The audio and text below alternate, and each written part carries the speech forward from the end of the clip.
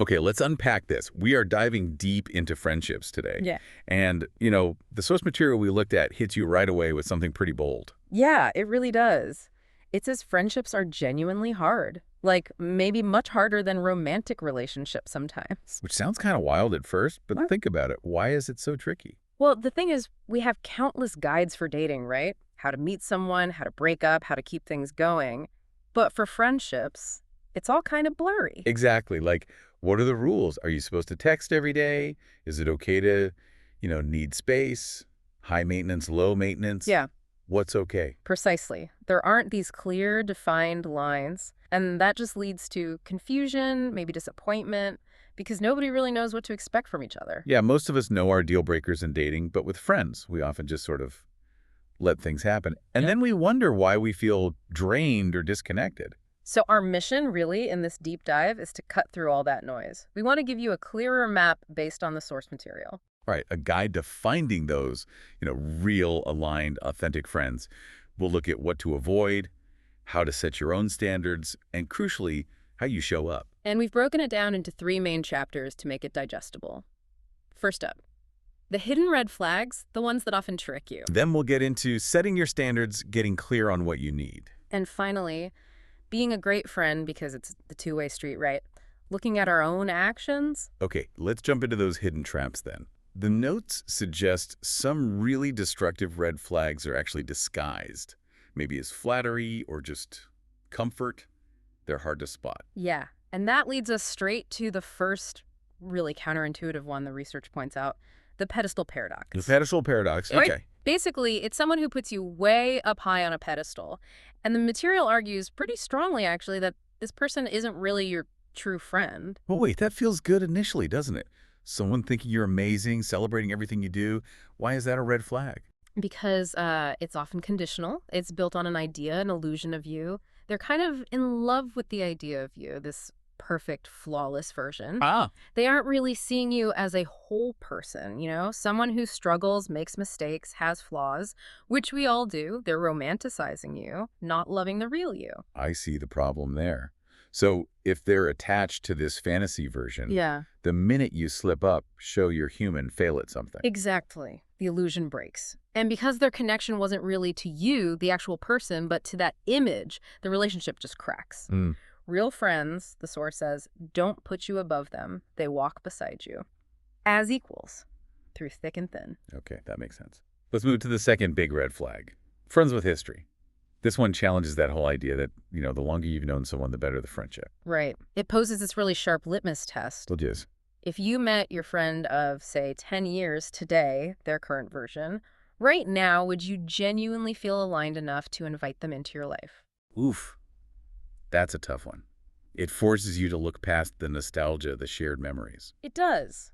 Because people come into our lives for a reason, or maybe just a season. That's okay. The danger zone is when you change, you evolve. But that longtime friend, they just refuse to see the new you. Yeah, they keep you stuck in the past. Like Mhm. they keep referencing who you were in college or before you went through something major. Mm-hmm. They anchor you to a version of yourself you might be actively trying to move beyond. And if they sort of refuse to even try and understand the person you are now, Then they're basically keeping you in a box they built years ago. well, And that really holds back your growth, doesn't it? absolutely, it stops you from becoming who you're meant to be.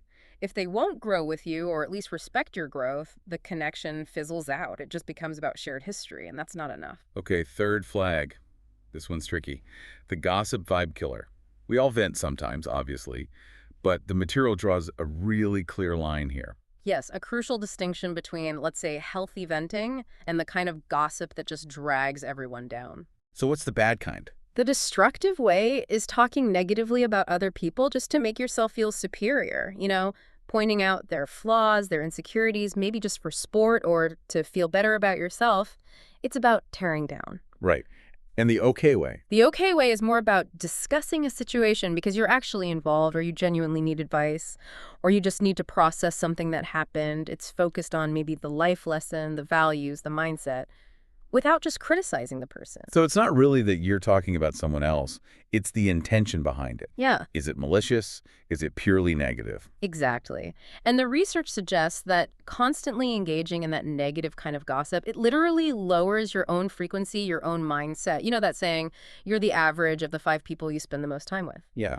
Well, if those 5 are always judging and critiquing, that negativity becomes your baseline.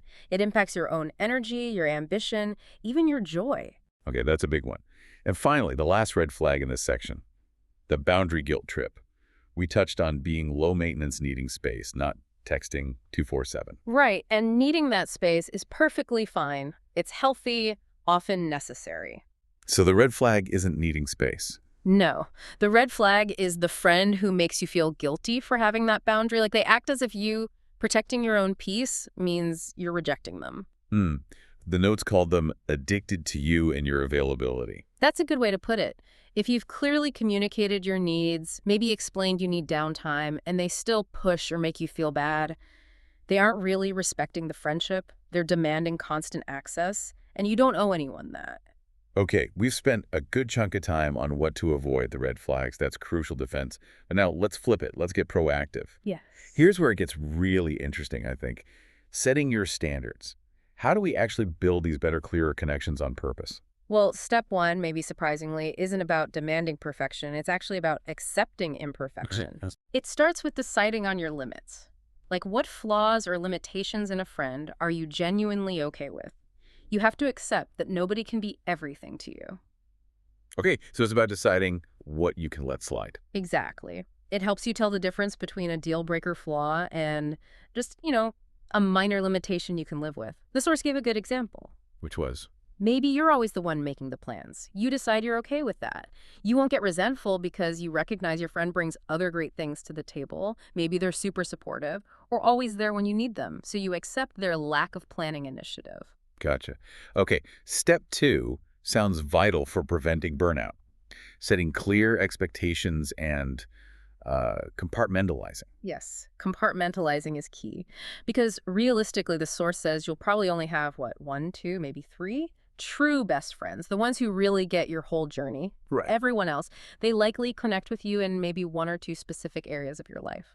And this is where we stop trying to get deep spiritual advice from our party friend. Exactly. It saves so much frustration. You have your workout buddy, your friend for deep talks, your friend who's amazing for just letting loose.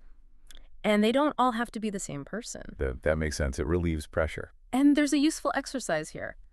Just pause, maybe even write down your friends' names and think, why is this person in my life? Where is our strongest connection? Getting that clarity stops you from expecting things they were never meant to provide. Okay, step 3 is an interesting warning. Don't mistake comfort for connection. Yeah, familiarity feels easy, right? We like what we know. But sometimes that comfort zone is linked to an old version of you. Maybe even old patterns or traumas you're trying to heal from. So just because it's easy and comfortable doesn't mean it's actually good for who you're becoming. Precisely. You have to be a bit wary. If a friendship feels comfortable mainly because it keeps you stuck or doesn't challenge you to grow, that comfort might actually be a cage. Now, step 4 feels a bit nuanced. Don't keep score, but notice patterns. My first thought is, aren't those kind of the same thing? Ugh, that's the subtle but important difference. Keeping score is like tit for tat. You called me last time, so I expect. It's transactional, breeds anxiety. Okay. Noticing patterns is different. It's about stepping back occasionally and seeing if there's a recurring negative behavior. Like a friend forgets to pay you back to $20 once. That's a mistake. Right. But a friend consistently forgets to pay you back for months or only ever calls when they need a favor. That's not scorekeeping. That's noticing a pattern of maybe disrespect or lack of responsibility, and that needs attention. Okay, I see the distinction. It's about character, not just isolated incidents. Then step 5 brings us to communication. Defining yourself first, high or low maintenance, and knowing your friendship love languages. Yes. What do you actually need? Is it quality time? Deep chats, regular check-ins, shared activities. Knowing this helps you ask for what you need. And you have to actually say it, right? Right. Absolutely. Be open. Like, hey, I really value our friendship, but just so you know, I'm not great with daily texts. It overwhelms me. Being clear lets the right people understand and adapt. The ones who can't, they might naturally drift away, And that's okay too. It avoids conflict later. You're building connection through clarity. And the final step here, step 6, allow your standards to evolve. Because we aren't static beings. Exactly. Your standards have to evolve as you do. They need to stay fresh and aligned with where you are now. The source material mentions someone shifting from a career-building phase. Yeah, where they needed low maintenance, maybe work-focused friends. Right, to an experiencing life phase where suddenly they wanted friends for adventures, activities, not just catching up over dinner. If you cling to old standards that don't fit your current life, you'll miss out on connections that could be really vital now. Alignment is dynamic. Okay, we've covered the traps, we've covered setting our own expectations. But maybe the most critical piece is us. Personal accountability. We have to actually be the kind of friend we want to attract. Definitely. And step 1 there is assessment and accountability. Looking back at past friendship breakups, even the painful ones. That's hard, though. It is, but you have to ask that tough question. Okay, what was going on with me then? What part of me still needed healing? Even if you feel like you were the one wronged. Yeah. Taking responsibility for your role in attracting certain dynamics, maybe you were a people pleaser, maybe you avoided conflict that's essential. You can't attract healthier friendships until you address the patterns you participated in. Okay. Step 2 is intriguing. The inner glow-up. Right. And this isn't about being selfish or narcissistic. It's about building genuine self-love and security. How does that help friendships? When you're truly secure in yourself, confident, you don't need validation from your friends. You can celebrate their successes without envy, without comparison. You're just genuinely happy for them. Because you're solid in yourself. Exactly. And what happens? The right people, the ones who love the confident, evolving you, they stick around. The ones who maybe benefited from your insecurity, they tend to fall away. It's like a natural filter, powered by your own self-worth. Love that. Okay, step 3 is about changing how we actually do friendship. Build experiences, not just catch-up culture. Yeah, stop relying solely on those marathon dinner catch-ups every few months where you just download 3 months of news. Yeah. That's reporting. It's not really deep bonding. So instead. Actively plan things to do together. Take a class, go for a hike, try pottery, go to a concert. Focus on creating new shared memories. It makes a friendship feel alive, forward-moving, not just like a review session of the past. Okay, step 4 feels like maybe the absolute cornerstone for long-term adult friendships. Be a mirror, not a manager. Oh, this is huge. When your friend comes to you venting, upset, Okay. your main job is to hold space. Listen, offer your perspective honestly if asked, but do not try to manage their life or control their choices. But it's so tempting, especially when you see them making the same mistake again, or you think you have the perfect solution. I know. The urge to jump in and fix it or tell them what to do is strong, but you have to resist becoming their manager. Why is that so critical? Because you can't get angry or resentful when they inevitably don't take your advice or they repeat a pattern.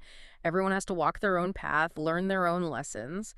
Your role is to be a supportive mirror, reflecting back what you see and hear, not to grab the steering wheel. Holding space, not fixing. That requires a lot of restraint sometimes. It does, and to do that well, you need step 5. Learn their emotional language. Meaning? Don't just give the advice you'd want. That's kind of selfish, actually. Instead, find out what they need in that moment. How? Just ask. Yeah, ask directly.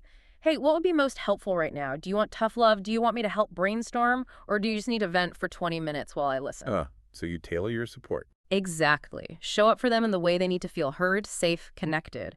Prioritize how they receive care, not just how you prefer to give it. Wow. Okay, this whole deep dive really reframes things, doesn't it? We've gone way beyond just, don't be disloyal is the main rule. Yeah, we've talked about subtle red flags, the importance of segmenting friendships instead of expecting everything from everyone, and really drilling down on our own accountability. So wrapping this up, what does it all really mean for you, the listener? I think the core idea is that alignment isn't permanent. Right. Because you're not permanent. You evolve. Your priorities shift: career, maybe family, healing journeys, wanting more social life. So your needs from friendship shift too. Your standards have to keep pace. Which leads us to our final provocative question for you to think about. If your friendship needs and standards are constantly evolving with your life phases, how often do you actually need to consciously revisit that personal standards list? And, maybe more pointedly, how often should you be checking in with your current friends to make sure the boundaries and expectations you maybe set last year or even 6 months ago still actually align with who you both are today?